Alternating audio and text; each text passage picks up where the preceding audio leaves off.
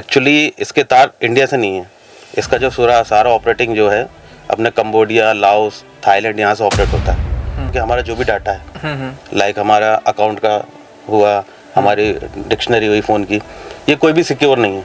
हाँ, सब डाटा बिक चुका है। सर 26 या आने वाले 2-3 सालों में साइबर क्राइम्स को लेकर कौन सी वो चुनौतियां हैं जो कि आगे बहुत बड़ा खतरा बन सकती हैं या फिर बहुत प्रॉब्लम्स दे सकती हैं? आपका क्रेडिट कार्ड का पूरा मतलब लाखों का डाटा एक साथ बिकता है वहाँ पर। अच्छा, बड़ी बड़ी कंपनियाँ यही करती हैं। अक्सर पूछा जाता है कि अगर किसी का फ़ोन या व्हाट्सएप, इंस्टाग्राम कुछ भी हो, वो अगर हैक हो चुका है तो उसको किस तरीके से वापस लाया जा सकता है या फिर बंद किया जा सकता है? ये हमारी गलती है। हाँ, हम उसको एक्सेस दे देते हैं। क्यों चाहिए आपको कॉन्टैक्ट का एक्सेस? क्यों चाहिए आपको? हाँ, आप क्या करोगे हमारे कॉन्टैक्ट्स का? फोटोज़ का क्या करोगे? हाँ, चलिए वो वाली एप्लीकेशन मान लीजिए कि हम फोटो एडिटर है, उसमें तो देना ही पड़ेगा, लेकिन कॉन्टैक्ट का आपको एक्सेस क्यों चाहिए? सही है। यदि किसी के साथ फ्रॉड होता है तो कम से कम उसको आधे घंटे तो समझने में लग जाता है कि ये हुआ क्या, कि मुझे आगे करना है, क्या स्टेप क्या लेना है। तब तक तो सेकंड्स के हिसाब से वो 10 जगह ट्रांजेक्शन हो जाते हैं। इस कारण से पैसा रुकना थोड़ा मुश्किल हो जाता है। साइबर क्रिमिनल्स होते हैं, वो आपकी कौन सी गलतियों का सबसे ज़्यादा फ़ायदा उठाते हैं जो कि लोग अक्सर करते रहते हैं? इससे होता है कि हमारा जो मोबाइल है वो एक रिमोट एक्सेस के रूप में दूसरी जगह चला जाता है। हाँ, मीन्स हम जहाँ जो यूज़ कर रहे हैं वो सामने वालों को शो हो रहा है।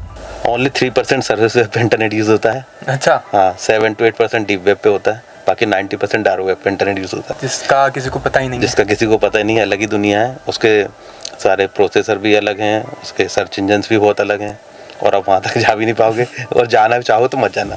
हाँ, मेरा पर्सनल एक्सपीरियंस बता रहा हूँ, मैं वहाँ तक होके भी आ चुका हूँ। जितनी भी इलीगल एक्टिविटीज़ होती हैं, हाँ, सारी वहीं पर होती हैं। क्या सर सच में सिर्फ एक OTP से या फिर एक गलत लिंक से आपका पूरा अकाउंट खाली किया जा सकता है? उन्होंने उनकी फेक एप्लीकेशन पर दिखाते रहे कि आपका इतना प्रॉफिट है, इतना प्रॉफिट है। हाँ, अब फाइनली इनका जो अमाउंट था वो 14 से 15 लाख हो गया। अब उनको जब विड्रॉल करने की बारी आई तब पता चला कि यार ये तो सिर्फ शो ही हो रहा है, हाँ, देखिए, एक्चुअली तो फर्जी है वो। हाँ, तभी हमारे पास आए। यूपीआई की एक सबसे बड़ी समस्या ये है, जो भी यूपीआई एप्लीकेशन है लाइक फ़ोन पे, पेटीएम, गूगल पे, ये with in a second transaction हो जाता है। और जब तक आप एक ट्रांजेक्शन करोगे, आप जब तक उस लेयर पे जाओगे, जब तक वो पैसा दूसरे लेयर पे चले जाएगा। कैसे हुआ फिर? अब यही ट्रिक है हम लोगों की। तो ऐसा नहीं हुआ कि एकदम से हुआ, हाँ, 6-7 महीने लग गए। अच्छा, और जब तक उनको समझ में आया तो 35 लाख बहुत बड़ा अमाउंट होता है। फिर वो अमाउंट उनका वापस आ पाया नहीं? तो जैसे आप एनसीआरबी पर ऑनलाइन कंप्लीट करते हो ना, आपको कहीं जाना है, ऑटोमेटिकली सारी कंपनियां ऑटोमेटिकली अपना काम करने लगती हैं, और जितना हो सके अधिक से अधिक पैसे को होल्ड करने का प्रयास करते हैं। अच्छा, जितने लेवल तक पैसा जाएगा, फाइनली जब तक वो विड्रॉल नहीं हो जाएगा, जब तक प्रयास करते हैं। होता यही है कि हम ध्यान नहीं देते, हमने कहा चलो बच्चा है, खेल रहा है। हाँ, हाँ, हाँ, तो ये पेरेंट्स को ध्यान देना पड़ेगा। बच्चों को तो उतनी चीज़ समझ में नहीं आती है। अपने ऐसा बहुत बड़े बड़े केसेस भी हुए हैं कि 4-4, 5-5 लाख तक का नुकसान हो चुका है लोगों को। आज के डिजिटल जमाने में एक गलत क्लिक, एक फेक लिंक या एक छोटी सी लापरवाही आपकी जिंदगी भर की पूरी कमाई, आपका पूरा पैसा, आपकी पूरी प्राइवेसी को खतरे में डाल सकती है। लेकिन सवाल है, आखिर ये ठगी होती कैसे है और हम इनसे कैसे बच सकते हैं? इन्हीं सारे सवालों के लिए आज हमारे साथ स्टूडियो में मौजूद हैं साइबर ब्रांच के एक एक्सपीरियंस्ड ऑफिसर सूबेदार उमेश ठाकुर जी, जो हमें बताएंगे साइबर क्राइम्स की असली सच्चाई क्या है। तो अगर आपको आपकी ऑनलाइन सेफ्टी जरा सी भी इंपॉर्टेंट लगती है तो इस पॉडकास्ट को एंड तक जरूर देखिएगा। तो चलिए शुरू करते हैं। सर, सबसे पहले बहुत ज़्यादा सुनने में आता है कि साइबर क्राइम, तो आखिरकार ये है क्या साइबर क्राइम? सबसे पहला एक्चुअली देखिए, साइबर क्राइम की डेफिनेशन जो है, कुल मिला के एक इंटरनेट या फिर हम फ़ोन या कोई भी इलेक्ट्रॉनिक इक्विपमेंट के माध्यम से किया गया ऐसा अपराध जिसमें सामने वाले को आर्थिक मानसिक क्षति पहुंची है, ये साइबर क्राइम के अंतर्गत आता है। हम बेसिकली इसको 3 चीज़ों में डिवाइड करते हैं जो फ्रॉड रहता है साइबर क्राइम। एक रहता है हमारा फाइनेंशियल फ्रॉड, सेकंड रहता है हमारा सोशल मीडिया फ्रॉड, और अभी जो करंट में चल रहा है वो सोशल प्लस फाइनेंशियल, तीनों तरीके के फ्रॉड होते हैं। फाइनेंशियल फ्रॉड मीन्स जिसमें हमारा आर्थिक रूप से नुकसान हुआ है, हमारे पैसे वगैरह कट गए, जैसे अपना बैंक फ्रॉड हुआ, लोन फ्रॉड हुआ, ATM फ्रॉड हुआ, इस तरीके से जिसमें भी पैसे का नुकसान हुआ। सेकंड हमारा सोशल मीडिया फ्रॉड होता है, जिसमें हमारी ID हैक करना या हमारा अकाउंट हैक कर लेना, फेक ID बना लेना, इस तरीके की हम सोशल मीडिया फ्रॉड में रखते हैं। अभी करंट में जैसे चल रहा है social media plus financial fraud, कि सोशल मीडिया के माध्यम से जैसे ब्लैकमेलिंग हो गई, किसी की अकाउंट हैक करके उससे डिमांड हो गई, तो इस तरीके का अभी वर्तमान फ्रॉड चल रहा है। करंट में जो अभी मैक्सिमम जो देखने में आ रहा है, जो सबसे लेटेस्ट में चल रहा है, एक हमारा चल रहा है जो हमारा डिजिटल अरेस्ट वाला, आपने सुना होगा इसके बारे में, जो ओवरऑल इंडिया में चल रहा है और सेकंड हमारा चल रहा है जो हमारा शेयर मार्केटिंग वाला ट्रेडिंग का, ये सबसे वर्तमान में हमारे फ्रॉड चल रहा है, जिनमें सबसे ज़्यादा नुकसान हो रहा है लोगों का। तो सर इनसे किस तरीके से बचा जा सकता है, मतलब आप किस तरीके से इन अपराधियों तक पहुंचते हैं? देखिए, मैं सबसे आपको पहली बात बताना चाहता हूँ कि हर चीज़ का एक ही ऑप्शन है जो साइबर क्राइम से बचने का, वो है अवेयरनेस। आप जितने ज़्यादा जागरूक रहोगे उतने ज़्यादा आप सेफ रहोगे, क्योंकि नई नई टेक्नोलॉजी आ रही हैं। हम जितना आगे बढ़ते जा रहे हैं, जो आरोपी है वो भी उससे आगे बढ़ता जा रहे हैं, उससे ज़्यादा नई नई टेक्नोलॉजी का उपयोग कर रहे हैं। जैसे डिजिटल अरेस्ट है जो वर्तमान में फ्रॉड चल रहा है, एक्चुअली इसके तार इंडिया से नहीं है, इसका जो सारा ऑपरेटिंग जो है अपने कंबोडिया, लाओस, थाईलैंड, यहाँ से ऑपरेट होता है। तो कई मामलों में हम कोशिश भी करते हैं उनको पकड़ने की, लेकिन एक इंडिया के वहाँ तक जाते जाते फिर क्योंकि अदर कंट्री में हमारा सोर्सेस, बॉर्डर लग जाती है, हाँ सोर्सेस हम वहाँ से कनेक्ट नहीं कर पाते। इस कारण जितना हम पैसा बचा लें फ्रॉडों से पहले, चूँकि डिजिटल अरेस्ट इस तरीके का अपराध है कि आदमी घर में बैठा हुआ है, उसको उसके बारे में जानकारी भी नहीं है, हमें नहीं पता चल पा रहा है कि किसके साथ ऐसे करंट में भी डिजिटल अरेस्ट वाला फ्रॉड हो रहा है। इसलिए हम ज़्यादा लोगों को अवेयर करते हैं कि किसी भी अननोन कॉलर या फिर किसी भी तरह के मैसेज पे आप विश्वास ना करें। यदि आपको किसी की पुलिस की तरफ से कोई फ़ोन आता है तो आप उसको फिजिकली जाके वेरीफाई कर लें, अपने नज़दीक थाने में जाके वेरीफाई कर लें, तो आप इस तरीके से डिजिटल अरेस्ट से बच सकते हैं। अच्छा सर, ऐसा कोई केस हरदा में आया आज तक? नहीं, हरदा का डिजिटल अरेस्ट का तो नहीं आया। हरदा में अभी वर्तमान में जो ज़्यादातर केस चल रहे हैं, क्योंकि हमारा हरदा शहर जो है वो ज़्यादातर एक कृषि प्रधान क्षेत्र है, तो हमारे यहाँ ज़्यादातर लोग किसान जो मतलब किसान जो लोग हैं, किसान वर्ग से हैं, उनको ज़्यादातर फोकस टारगेट किया जाता है। तो हमारे यहाँ जो चल रहा है वो उस तरीके का फ्रॉड चलते हैं कि समय समय पे, जैसे कि कोई कृषि के समय उनको उनके जो नंबर रजिस्टर्ड है, किसान क्रेडिट कार्ड से रिलेटेड नंबर रजिस्टर्ड है, तो उनको यदि उनको कुछ उनको योजनाओं के बारे में बताना रहता है तो एपी के फाइल टाइप की आती है, वो उसको शेयर कर देते हैं उनके नंबरों पर, उनके रजिस्टर्ड नंबर। एक्चुअली एपी की फाइल मीन्स एक प्रकार का मेलवेयर या आप उसको वायरस कह सकते हैं। इससे होता है कि हमारा जो मोबाइल है वो एक रिमोट एक्सेस के रूप में दूसरी जगह चला जाता है। मीन्स हम जहाँ जो यूज़ कर रहे हैं वो सामने वालों को शो हो रहा है, एज इट इज सामने वालों को शो होता है। वो एक प्रकार से हमारा मोबाइल रिमोट एक्सेस पे चला जाता है। फिर हमारे हम जो भी एक्टिविटी कर रहे हैं, लाइक हमारे मोबाइल कोई OTP आ रहा है या कोई भी हम मैसेज पढ़ रहे हैं, कोई भी हम सारा डाटा फोटो से लेके हर चीज़ को वो लोग उसको एक्सेस कर सकते हैं। फिर हमारी फोटोज़ का गलत उपयोग भी कर सकते हैं, या फिर हमको रैंडमली कॉल करके या फिर हमारे बैंक का डाटा को यूज़ करके OTP है, फिर हमको उसको शेयर भी नहीं करना पड़ेगा, OTP ऑलरेडी उसको दिखाई देगा।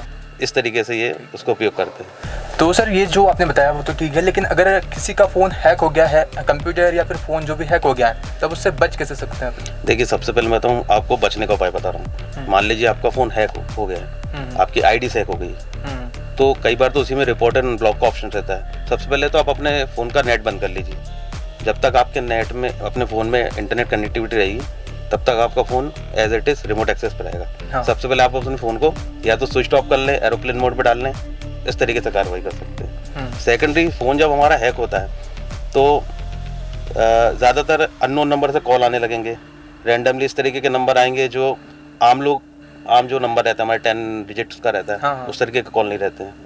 फिर हमारा फ़ोन हल्का पुल्का हमको चलाने में इस तरीके से लगने लगता है कि यार ये प्रॉपर उस तरीके से वर्क नहीं कर रहा है, क्योंकि जो सॉफ्टवेयर रहते हैं वो मतलब एक बहुत ही हैवी डाटा के रहते हैं, तो उससे बड़ा मतलब समझ में आने लगता है कि इस तरीके से।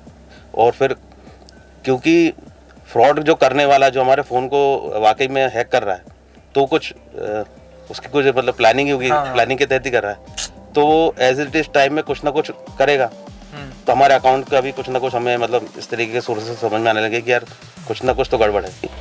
बचने का सबसे अच्छा तरीका ये है कि हम ज़्यादा से ज़्यादा अवेयर रहें इस चीज़ को लेकर, किसी भी अननोन लिंक पर क्लिक ना करें जिसका हमें उपयोग नहीं है, या कोई भी इस तरीके के रैंडमली कॉल आते हैं। आजकल इतनी सारी एप्लीकेशन चल रही हैं, किसी से भी आपको कॉल किया जा सकता है, कई मैसेजेस आते हैं, दिन भर हमारे मोबाइल में कोई ना कोई मैसेजेस आते रहते हैं। तो जब तक हमें उसका ज़रूरी नहीं लगे या हमें इसको वो फेथफुली ना माने तो हम उसको बिल्कुल टच ना करें। जिस चीज़ की हमें ज़रूरत नहीं है, आजकल दिन भर फ़ोन आते हैं, आपको लोन चाहिए, आपको क्रेडिट कार्ड दे देते हैं, क्रेडिट कार्ड की लिमिट बढ़ा देते हैं। हमें जिसकी ज़रूरत नहीं है तो हमें उससे बात करने की ज़रूरत ही नहीं है, और ना उससे एंटरटेनमेंट करें। सबसे बड़ी बात मैं अपने ये की कुछ शिकायतें से बताऊँगा कि कुछ लोगों ने सोचा कि यार हम इसके मज़े ले लेते हैं, मज़े लेने के चक्कर में कि मैं इसको एंटरटेन कर लेता हूँ। आपने उसको एंटरटेन किया थोड़ी देर, उसने आपका नंबर गलत साइट्स पे डाल दिया, ऐसा भी होता है। तो आप बिल्कुल एंटरटेन ना करें सामने वाले को, आप सोच रहे हो कि मैं उसके मजे ले लूँगा, मुझे तो पता है सामने वाला फ्रॉड है। फिर वो क्या करेगा, आपका नंबर ऐसी साइट पर डाल देगा कि फिर यहाँ तो उसका फ़ोन कट जाएगा, दिन भर में आपके कम से कम 1-2 हज़ार फ़ोन आते रहेंगे। फिर आप क्या करोगे, फाइनली आपको नंबर ही बंद करना पड़ेगा। तो कभी भी इस चीज़ को एंटरटेन ना करें। हाँ। आपको लग रहा है फ्रॉड है, बिल्कुल टच ही ना करें, ना बात करने की कोशिश करें। क्या सर सच में सिर्फ एक OTP से या फिर एक गलत लिंक से आपका पूरा अकाउंट खाली किया जा सकता है? क्योंकि अक्सर कहा जाता है कि सिर्फ एक लिंक सब कुछ खत्म कर सकता है, तो वो क्या है? नहीं, ऐसा नहीं रहता है, एक लिंक क्लिक करने से ऐसा नहीं रहता है, लेकिन ज़्यादातर केसेस में ऐसे ही रहता है। देखिए, मैं आपको बताना चाहूँगा कि हमारा जो भी डाटा है, लाइक हमारा अकाउंट का हुआ, हमारी डिक्शनरी हुई फ़ोन की, ये कोई भी सिक्योर नहीं है। हाँ। सब डाटा बिक चुका है। बस जब तक आप अवेयर हैं तब तक ही आप सुरक्षित हैं। जिस दिन, जैसे आप ये लिंक की बात कर रहे हैं, आपने लिंक की, मान लीजिए आपका क्रेडिट कार्ड की सारी डिटेल उनके पास है, अब मात्र उनको सिर्फ OTP चाहिए। अब उसमें उतने कितने का अमाउंट लिखा हुआ है, वो उतना ही अमाउंट जाएगा। आप जितनी बार OTP दोगे उतने बार आपका अमाउंट जाते जाएगा। अच्छा, ऐसा एक बार में पूरा खाली नहीं? एक बार में पूरा खाली नहीं होता है। इसके बाद एक और चीज़ रहती है, कई रिमोट एप्लीकेशंस आती है। हाँ। जैसे कि एनीडेस्क वगैरह हुआ, कोई टीम व्यूअर हुआ, इस तरह की 2-3 रिमोट एप्लीकेशंस हैं। कई बार इनमें भी ऐसा होता है कि आपका फ़ोन आता है, फिर आपको ये एप्लीकेशन डाउनलोड करवा देते हैं, आपसे बातचीत करते रहते हैं, फिर आपसे बोलते हैं आपकी स्क्रीन देखिए, फिर स्क्रीन में आपको वहाँ बोलेंगे हम आपको मोबाइल का बता रहे हैं, ऐसा कर दीजिए वैसा कर दीजिए। हाँ। उसमें OTP दिख जाता है उनको, क्योंकि वो सामने वाले को भी दिख रहा है। हाँ। लेकिन सामने जब अब वो बार बार OTP दे देता है। अब 10 बार OTP दिया उसने, तो जितनी और उसने जो अमाउंट दिया वो पूरा अमाउंट जाएगा। ऐसा नहीं कि एक ही OTP से सारा अमाउंट चला जाए। हाँ। ऐसा रहता है। और बैंक की भी कुछ लिमिट्स रहती हैं कि एक बार में, जैसे हम फ़ोन पे का यूज़ करते हैं, 1 लाख से ज़्यादा की लिमिट नहीं है। फ़ोन पे का अलग ही वो उसका अलग पैटर्न चलता है, वो OTP से नहीं चलता है ना, वो UPI से। ऐसे ही बैंक का भी एक लिमिट रहता है कि अब एक बार में OTP से ऐसे नहीं कि आपने 10 लाख 20 लाख उड़ा दी। हाँ। उसकी भी बहुत कम लिमिट रहती है, 10 20 50 से ज़्यादा वैसे भी नहीं जाता है। हाँ। और अगर किसी का चला जाए पैसा मान लो, तो वो उसको वापस लाया जा सकता है या नहीं? उसके कितनी चांसेस रहते हैं? देखिए, वैसे तो लोग बोलते हैं कि विदिन 24 आवर्स यदि आप कंप्लेंट्स करते हैं तो पैसे रोकने की संभावना ज़्यादा रहती है। लेकिन अभी वर्तमान जो अपना सेंट्रल गवर्नमेंट का एक पोर्टल चलता है, NCRP पोर्टल, आपने शायद सुना होगा। तो ये पोर्टल इस तरीके से काम करता है कि सारी एजेंसियाँ, लाइक बैंक हुई, अपने जितने भी फ़ोन पे, गूगल पे, जितने भी अपने प्लेटफॉर्म हैं, ये सारे एक प्लेटफॉर्म पे मतलब सब जुड़े हुए हैं, कनेक्ट है आपस में। तो जैसे ही आप NCRP पे ऑनलाइन कंप्लीट करते हो ना, आपको कहीं जाना है, ऑटोमेटिकली सारी कंपनी ऑटोमेटिक अपना काम करने लगती हैं और जितना हो सके अधिक से अधिक पैसे को होल्ड करने का प्रयास करते हैं। अच्छा। जितने लेवल तक पैसा जाएगा, फाइनल जब तक वो विड्रॉल नहीं हो जाएगा, जब तक प्रयास करते हैं।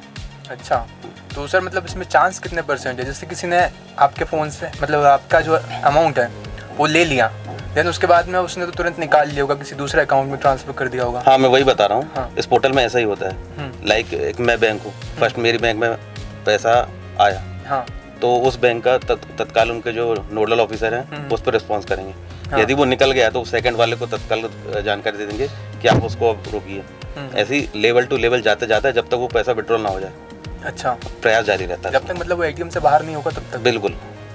और बड़े अमाउंट ऐसे एकदम से विड्रॉल भी नहीं हो पाते। हाँ, तो सर जो बड़ा अमाउंट है वो आजकल क्रिप्टो या फिर कहीं पर और दूसरी साइट पर अपलोड करके यहाँ से बाहर भेज दिया जाता है जी, तो फिर उसका आने का चांस? उसका बहुत कम चांसेस रहता है। मतलब यदि उसने कन्वर्ट कर लिया तो फिर, हालांकि वो भी जो प्लेटफॉर्म से ज़्यादातर इंडियंस हैं, हाँ, उनको भी जाता है, वो भी इसको रोकने का प्रयास करते हैं। हाँ। ऐसे कोई केस यहाँ पर आया हो जो कि ऐसे पैसे वापस आए हो किसी के? हाँ, आए हैं। अभी लेटेस्ट में ही आपने एक बैंक के कर्मचारी, नाम नहीं लूँगा मैं, हाँ, उनके साथ फ्रॉड हुआ था, कम से कम 14 से 15 लाख का फ्रॉड हुआ था।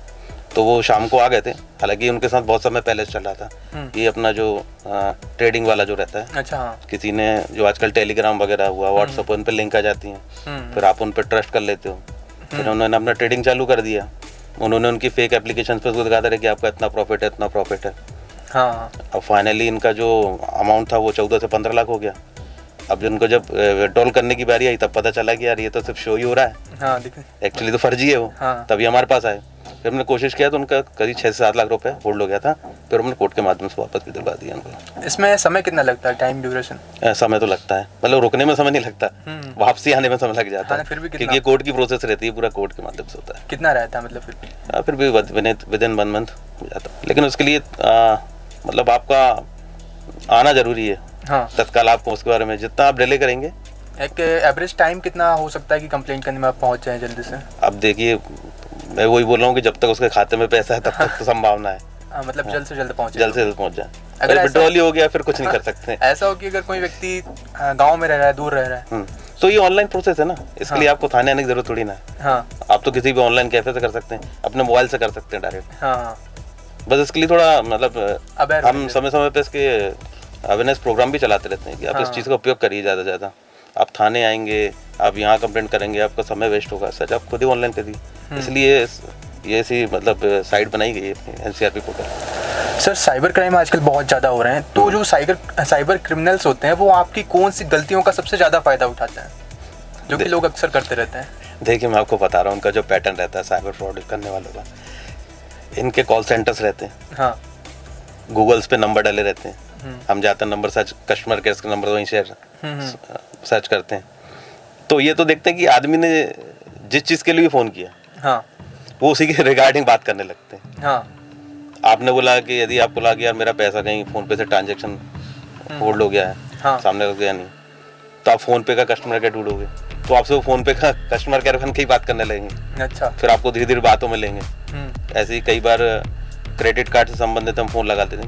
हाँ हाँ मतलब आपने जिस चीज़ के लिए, आपको लोन चाहिए, आपने लोन के रिगार्डिंग फ़ोन लगाया, वो तो तैयार ही बैठे हैं, आपने जिस चीज़ के लिए रिगार्डिंग फ़ोन लगा दी उस चीज़ के लिए चालू हो जाते हैं। हाँ। मतलब उनके पास कॉल जाने की देर है बस बस बस कॉल जाने की देर है। और ऐसा भी होता है ना कि पूरा अकाउंट खाली कर देते हैं वो लोग। बिल्कुल, आप उनकी बातों में आते जाते हो। हाँ। एक बार आपने ट्रांजेक्शन कर दिया, आपने बोला अरे मैं तो ऐसे चले, वो बोला नहीं अभी मेरे को अभी रुकिए, मैं आपका पूरा पुराना वाला भी वापस करता हूँ, ये भी वापस करता हूँ। हाँ। ऐसे करते करते आदमी बातों में लगता जाता है। हाँ, ऐसी कुछ केस से मैंने भी देखे। लेकिन मैं वही बता रहा हूँ कि एक साथ कुछ नहीं होता। हाँ। आप जितना उसकी बातों में उलझते जाओगे, बार बार आप फंसते जाओगे, वो आपको जितना मतलब आपको उलझा सकता है बातों में। बस वही है, आप उसको जितनी जल्दी समझ सको आप उतना सेफ हो। हाँ हाँ सही। अभी जैसे मैं आपको एक केस का थोड़ा डिटेल बताऊंगा। एक हमारे यहाँ पे व्यक्ति थे, उनको 10 लाख का लोन चाहिए था। अच्छा। 10 लाख का लोन चाहिए था, तो आप सोचिए उन्होंने प्रोसेसिंग फीस के नाम पे कितना पैसा दे दिया होगा। कितना? एक एक्सपेक्ट करिए, 10-20 हज़ार। उन्होंने 10 लाख के लोन की प्रोसेस के लिए हाँ। 35 लाख रुपए उसको दे दी सामने वाले को। 10 लाख के लिए 35 लाख कैसे हुआ फिर? अब यही ट्रैक है हम लोगों की। तो ऐसा नहीं हुआ कि एकदम से हुआ, हाँ। 6-7 महीने लग गए। अच्छा। और जब तक उनको समझ में आया तो 35 लाख बहुत बड़ा अमाउंट होता है। फिर वो अमाउंट उनका वापस आ पाया नहीं? नहीं, कुछ आया लेकिन बहुत, क्योंकि समय बहुत ज़्यादा हो चुका था। तो हम लोग भी इसमें गए थे, इन्वेस्टिगेशन करने गए थे, दिल्ली से हमने कॉल सेंटर भी पकड़ लिया था। हाँ, कुछ अमाउंट भी रिटर्न फंड हुआ है उसका। अक्सर पूछा जाता है कि अगर किसी का फ़ोन या व्हाट्सएप, इंस्टाग्राम कुछ भी हो, वो अगर हैक हो चुका है तो उसको किस तरीके से वापस लाया जा सकता है या फिर बंद किया जा सकता है? देखिए, जितने भी सोशल मीडिया प्लेटफॉर्म हैं, जैसे फेसबुक हुआ, व्हाट्सअप हुआ, अपना इंस्टाग्राम हुआ, ये सब वैसे इनका जो मेन नोडल है जो वो यूएसए से ऑपरेट होते हैं। हाँ। तो हमसे जो भी कम्युनिकेट करते हैं वो पोर्टल के थ्रू करते हैं। लेकिन हम अपने तरफ से यदि उसको रिकवर करना चाहते हैं तो उसी में एक ऑप्शन आता है रिपोर्ट एंड ब्लॉक का। हाँ। कि फिर उसमें भी बहुत सारे ऑप्शंस रहते हैं कि क्या आपका अकाउंट हैक हो गया है या फिर फेक आईडी बनी है, या जो भी आपको किसी भी आईडी के रिगार्डिंग आप उसमें आप 20-25 लोगों से आप उसमें रिपोर्ट एंड ब्लॉक का ऑप्शन करवाइए। वो अकाउंट का जो एक्सेस है सामने वाले के पास से भी हट जाएगा, आप इसको 24 आवर्स के बाद फिर आप उसको रिकवर कर सकते हैं। व्हाट्सएप में भी सेम यही पैटर्न है। अच्छा। वही सर, यहाँ पर जो यूपीआई ऐप्स होते हैं जिनको कि अक्सर लोग इस्तेमाल कर रहे हैं, अगर वही फ्रॉड करवाए, वो उसी से जो पैसा आपका किसी और के पास चला जाए, तो इनसे किस तरीके से बचा जा सकता है? यूपीआई की एक सबसे बड़ी समस्या ये है, जो भी यूपीआई एप्लीकेशन है लाइक फ़ोन पे, पेटीएम, गूगल पे, ये विदिन अ सेकेंड ट्रांजेक्शन हो जाता है। और जब तक आप एक ट्रांजेक्शन करोगे, आप जब तक उस लेयर पे जाओगे, जब तक वो पैसा दूसरे लेयर पे चले जाएगा। हाँ। मतलब यदि किसी के साथ फ्रॉड होता है तो कम से कम उसको आधे घंटे तो समझने में लग जाता है कि ये हुआ क्या, कि मुझे आगे करना है, क्या स्टेप क्या लेना है। तब तक तो सेकंड्स के हिसाब से वो 10 जगह ट्रांजेक्शन हो जाते हैं। इस कारण से पैसा रुकना थोड़ा मुश्किल हो जाता है। इसीलिए जो प्लेटफॉर्म मैंने आपको बताया अभी, जो अपना एनसीआरपी जो पोर्टल है, ये सब पे नजर रखता है। यदि फोन पे से पैसा गया तो वो भी तो किसी खाते से लिंक है। हाँ। फोन पे खुद इंडिविजुअल बैंक तो है नहीं, वो भी किसी खाते से लिंक है। तो ये डायरेक्ट उनके थ्रू, जो हमारे फ़ोन पे, गूगल पे, जो भी हमारे प्लेटफॉर्म्स है, इनके थ्रू डायरेक्ट उन अकाउंट्स पे अटैक करते हैं और उन अकाउंट को होल्ड कर देते हैं। तो जैसे जितनी जल्दी व्यक्ति ये प्रोसेस एनसीआरपी पोर्टल पे शिकायत कर देगा, उतनी संभावना इसकी कि पैसा रुक जाए। अब जितने भी अपना जो प्लेटफॉर्म्स हैं, हम भी समय समय पर मतलब हमसे डायरेक्ट कांटेक्ट में भी रहते हैं। उनके सारे जो भी नोडल ऑफिसर हैं, तो कई बार हम भी डायरेक्ट ही फ़ोन लगा देते हैं। जैसे कोई शिकायतकर्ता हमारे पास आया, इस तरीके की शिकायत लेगी कि यार मेरे साथ फ्रॉड हो गया सर, ऐसा, तो हम इनके जो भी कुछ अपना डायरेक्ट इनके नोडल्स को भी फ़ोन ला के बता देते कि सर इस तरीके का ऐसा है, फ्रॉड ट्रांजेक्शन है। हाँ। तो एक्शन लेते हैं, वो लोग कार्रवाई करते हैं इस पे। ओ सर, ये तो खैर होगी फ़ोन पे की बात बड़ों की, लेकिन वही बात करें अगर बच्चों की, आजकल बच्चे गेम्स वगैरह खेलते हैं, मोबाइल चलाते हैं, वो कई बार ऐसा कुछ ट्रांजेक्शन कर देते हैं, कुछ पिन वगैरह डाल देते हैं। इसमें अवेयरनेस किस तरीके से ला सकते हैं पेरेंट्स, और बच्चों को क्या करना चाहिए? ये बहुत ही अच्छा क्वेश्चन है। मैं इसका बताना चाहूँगा कि ये जो आपने गेमिंग वाली बात बोली, हाँ। इस तरीके के बहुत सारे केस हैं हरदा में। छोटे बच्चे जो रहते हैं, तो इनके जैसे ये पबजी वगैरह जो गेम्स रहते हैं, इनके ऐसा सेटअप है पेमेंट्स का कि आपको सिर्फ एक बार ही आपको सिर्फ वो डालना है, क्रेडिट कार्ड डिटेल जो भी डालना है। हाँ। फिर वो ऑटो डेबिट पर चला जाता है, आपको डबल से नहीं डालना रहता है। तो आजकल हमारे ज़्यादातर जो हमारा फ़ोन है, वही हमारा पूरा बैंक है। हाँ। तो आप कोशिश करें, पेरेंट्स वगैरह, अब बच्चे तो वैसे तो गेम्स तो गलत चीज़ है, लेकिन अब बच्चे मानते कहाँ हैं। तो आप कोशिश करें कि वो उनको ऐसा फ़ोन दे जो किसी भी बैंक से लिंक ना हो। हाँ। वो जो फ़ोन नंबर है आपका, उस तरीके की सिम उसमें ना हो। होता यही है कि हम ध्यान नहीं देते, हमने कहा चलो बच्चा है, खेल रहा है। हाँ। तो ये पेरेंट्स को ध्यान देना पड़ेगा। बच्चों को तो उतनी चीज़ समझ में नहीं आती है। अपने ऐसा बहुत बड़े बड़े केसेस भी हुए हैं कि 4-5 लाख तक का नुकसान हो चुका लोगों का। हाँ। अब उनको लगता है कि यार ये एक फ्रॉड हो गया ये, लेकिन बाद में समझ में हम उनसे बोलते भी हैं कि आपके बच्चे द्वारा किया गया, मानते नहीं है। हाँ। फिर वो बाद में समझाते हैं उनको प्रैक्टिकल रूप से कि भैया बच्चे की आपकी थोड़ी मिस्टेक हो गई है, ध्यान रखें बच्चों पे। और मेन रीज़न यही है कि आप फ़ोन को वो वाला फ़ोन दो ही मत उनको। हाँ। जिससे आपका बैंक लिंक। और अगर वही फ़ोन देना हो तो फिर उसके लिए कोई सेटिंग्स या कुछ प्रोसेस हो? नहीं, उसमें फिर कोई सेटिंग्स नहीं, क्योंकि आजकल के बच्चे नई जनरेशन इतनी तेज़ है हाँ। कि वो सब जानती है, हमारे एमपिन तक जानती है कि हमारे फ़ोन का एमपिन क्या है। सभी के बच्चे हैं जो देख लेते हैं, उनको सब डाटा याद रहता है कि मेमोरी बहुत तेज़ रहती है। हाँ। तो आप कोशिश यही करें इस तरीके के फ्रॉड बचने के लिए कि पेरेंट्स से ज़्यादा फ़ोन उनको ना दें इस तरीके के। 2026 या आने वाले 2-3 सालों में साइबर क्राइम्स को लेकर कौन सी वो चुनौतियाँ हैं जो कि आगे बहुत बड़ा खतरा बन सकती हैं या फिर बहुत प्रॉब्लम्स दे सकती हैं? देखिए, साइबर का तो ऐसा है कि ये दिनों दिन कम नहीं होने वाला, बढ़ते ही जाएगा। क्योंकि एडवांस टेक्नोलॉजी इतनी ज़्यादा है कि पहले तो ये सिर्फ इंडिया के अंदर ही होते थे, अब सारा जो फ्रॉड का प्रोसेस है सब बाहर से हो रहा है। हाँ। तो उतनी चुनौतियाँ बढ़ते जा रही हैं। पुलिस के लिए भी चुनौतियाँ हैं, क्योंकि हर किस में उसके मतलब उसको टारगेट करना बहुत मुश्किल है। हाँ। और आउट ऑफ इंडिया तो वैसे भी मुश्किल है। हाँ। वैसे भी नहीं जा सकते।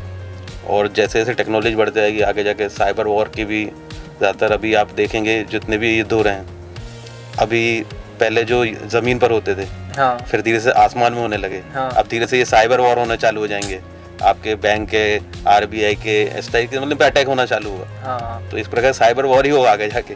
ये हाथ पैरों से लड़ाई नहीं होगी, अब सिर्फ हाँ। कंप्यूटर के माध्यम से सारे झगड़े होंगे। तो इसी में सर एक और क्वेश्चन आता है, कई लोग पूछते हैं कि ये डार्क वेब, डीप वेब या सरफेस वेब, ये किस तरीके से काम करते हैं और इसमें किस तरीके से नुकसान या फ़ायदा होता है किसी राज्य का या फिर किसी देश का? देखिए, सबसे पहले हमें जानना होगा कि सरफेस वेब क्या होता है, डीप वेब क्या होता है, डार्क हाँ। वेब क्या होता है।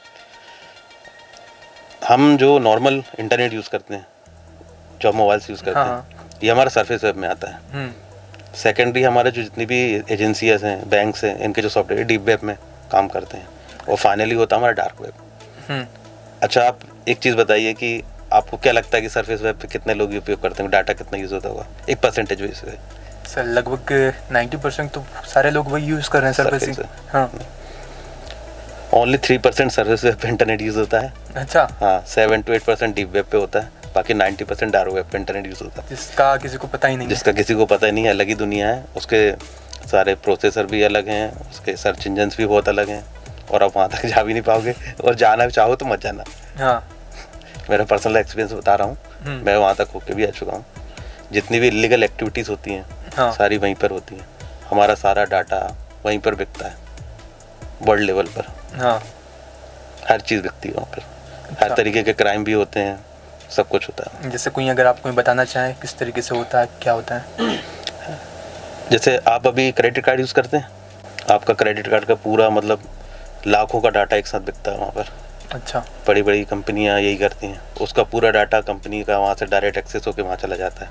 और वहाँ से बिक जाता है। तभी आप दिन भर देखते होंगे कि दिन भर कस्टमर केयर के दिन भर यहाँ वहाँ के फ़ोन आते ही रहते हैं, इसी कारण से आते हैं। ये सब डाटा बिकता है वहाँ पे। सेकेंडरी हमारा बड़े बड़े जो क्राइम्स होते हैं, मर्डर्स वगैरह होते हैं, ऑनलाइन किलिंग होती है वर्ल्ड लेवल पे जाके, ये सब वहीं के थ्रू होती है। अच्छा, लाइव मर्डर्स चलते हैं वहाँ पर, बिल्कुल लाइव मर्डर्स चलते दिखते हैं, उस पर बोली लगती है। अच्छा, बोली भी इस तरीके की, इसका एक हाथ काट दो, लोग पैसे देते हैं, आँख निकाल दो, लाइव इस तरीके की घटना होती है वहाँ पर। Total illegal activities. बड़े बड़े वहाँ पर साइकोस हैं, बड़े बड़े जो अपने जो रिश्वत लेते, जो क्या बोल सकते हैं उनको, शब्द नहीं याद आ रहा है मुझे, कॉन्ट्रैक्ट किलर्स हैं, सब वहीं पर है। उसका अलग ही सर्वर है, सब कुछ चेंज, अलग ही सब कुछ चेंज है। मतलब अब ये मत सोचिए कि ये www वाले ही ये नहीं चलते वहाँ पर, सब अलग ही चलता है इसका। हाँ, इस तरीके का वहाँ पर कॉन्सेप्ट नहीं है। वहाँ पे डॉट अनियन करके चलता है। हाँ, अनियन मीन्स समझते हैं आप? हाँ, अनियन ब्राउजर होता है, अनियन ब्राउजर होता है। अनियन मीन्स क्या होता है? प्याज। प्याज की जो लेयर्स रहती हैं, लेयर्स वाले लेयर्स निकालोगे आखिर में कुछ नहीं मिलेगा। ऐसे ही वहाँ पे इस तरीके का वहाँ की आईपीस भी अलग चलती हैं, सब अलग चलता है। इंडिया में तो बैन है, आप इंडिया की आईपी से उसको लॉगिन भी नहीं कर पाओगे, ओपन ही नहीं कर पाओगे। इंडिया में टोटली बैन है, लेकिन करने वाले करते हैं यूज़ करते डाटा करने के लिए। सर, जैसे कि अगर किसी का फ़ोन हैक हो गया है तो वो किस तरीके से पता कर सकता है कि उसका फ़ोन हैक हो गया है? उसको कौन कौन सी चीज़ें उसके फ़ोन में देखने को मिल रही हैं? हाँ, देखिए यदि फ़ोन हैक होगा, हाँ, तो जाहिर सी बात है किसी न किसी टारगेट के बेस पे किया होगा। अनावश्यक तो किसी का फ़ोन हैक करेगा नहीं। हाँ, तो फिर आपके अननेसेसरी इसमें कॉल आने लगेंगे या अननेसेसरी मैसेज आने लगेंगे, OTPs के मैसेज आने लगेंगे। इस तरीके की एक्टिविटीज़ चालू हो जाती हैं। आपके फ़ोन के एप्लीकेशंस भी थोड़ा प्रॉपर वर्क नहीं करेंगी, क्योंकि यदि वो मेलवेयर या सॉफ्टवेयर जो वायरस आपके फ़ोन में आ चुका है, तो आपका फ़ोन भी उस तरीके से प्रॉपर वर्क नहीं करेगा, आपको महसूस होने लगेगा इस तरीके से। अच्छा, अगर सर कोई हैवी यूज़र फ़ोन का हैवी यूज़ कर रहा है, मतलब कि कोई एडिटिंग वगैरह करता है या फिर कोई गेमिंग वगैरह करता है, तो उसका फ़ोन तो ऑलरेडी हीट होता है, ऑलरेडी थोड़ा सा लैग करके चलता है, तो वो किस तरीके से पता करेगा कि उसका फ़ोन हैक हो गया है? कुछ चीज़ें कोई और थर्ड पर्सन देख रहा है उसका? नहीं, हैक होने का तो मैंने आपको यही बताया कि आप सबसे पहले देखिए कि आपके फ़ोन में कौन कौन सी एप्लीकेशन अभी चल रही हैं। ये एप्लीकेशन कई बार हिडन होती हैं, आपको शो नहीं होती। हाँ, तो आप अपने प्रॉपर डिस्प्ले में ना देख के एक अंदर ऐप्स का ऑप्शन आता है, वहाँ जाके देखिए कि कौन कौन सी एप्लीकेशन अननोन यूज़ हो रही हैं। तो आप सबसे पहले उनको फोर्स स्टॉप कर दीजिए। जो एप्लीकेशन का आपका उपयोग नहीं है, आप उसको अनावश्यक क्यों रखे हुए हैं, आप उसको हटा दीजिए। इस तरीके का अपने सेफ्टी मेजर्स रख सकते हैं। सर, बट कुछ एप्लीकेशंस ऐसी होती हैं जो अनइंस्टॉल नहीं हो पाती हैं, फोर्स स्टॉप हो जाती हैं। स्टॉप हो जाती है, लेकिन वापस से फिर वो उपयोग नहीं होंगे, उसका वर्क नहीं चलेगी। जब तक उसको अलाउ नहीं करोगे नहीं चलेगी। सेकेंडरी जो भी एप्लीकेशंस हैं, तो सबसे पहले आजकल सबसे पहले अलाउ कराने लगे। हाँ, फोटो का एक्सेस अलाउ कराने लगे, कॉन्टैक्ट का एक्सेस अलाउ कराने लगे। इसको अवॉइड कीजिए, मत दीजिए आप एक्सेस। वो सामने वाला यदि आप बोल रहा है कि नहीं फिर आपको नहीं चलाने दे, मत लीजिए।